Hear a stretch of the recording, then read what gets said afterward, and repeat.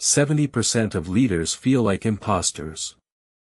And the discovery I will share at the end of this is the one most psychologists never discuss publicly. Imposter syndrome is a phenomenon where high-achieving individuals feel like they don't deserve their success and are afraid of being exposed as frauds. But what if I told you that this feeling is not just a minor self-doubt, but a deep-seated psychological pattern that can lead to self-sabotage? Let's start by exploring the surface understanding of imposter syndrome. On the surface, it seems like a simple case of self-doubt, but as we dive deeper, we'll discover that it's a complex web of psychological manipulation. The next pattern is the one that keeps the most intelligent people trapped. Jordan Peterson once said, "The purpose of life is not to be happy. It is to be useful, to be honorable, to be compassionate, to have it make some difference that you have lived and lived well." But what happens when you feel like you're not living up to your own expectations? When you feel like an imposter, you start to self-sabotage, and that's when the real damage begins. Let's take the story of a successful entrepreneur who felt like an imposter despite her achievements. She would often attribute her success to luck rather than her own abilities, and this mindset held her back from taking risks and pursuing new opportunities. What the research shows next will make you question every decision you have made this week.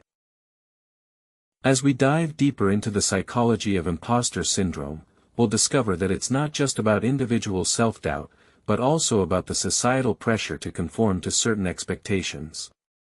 We're often taught to be humble and modest, but this can lead to a fear of being seen as arrogant or entitled.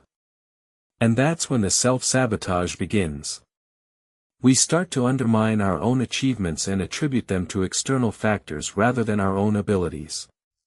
But what if we could break free from this cycle of self-doubt and embrace our true potential? The last insight on this list is the one most people cannot face about themselves. So, how can we overcome imposter syndrome and start living up to our true potential? The first step is to recognize the pattern of self-sabotage and acknowledge the fear that's driving it. Once we've identified the root cause, we can start to work on building our self-confidence and self-worth. This involves setting realistic goals, celebrating our achievements, and surrounding ourselves with positive and supportive people.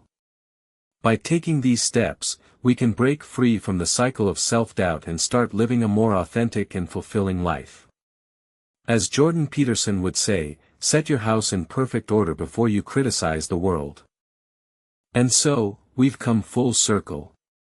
The discovery I promised to share with you at the end is that imposter syndrome is not just a minor self-doubt, but a deep-seated psychological pattern that can lead to self-sabotage.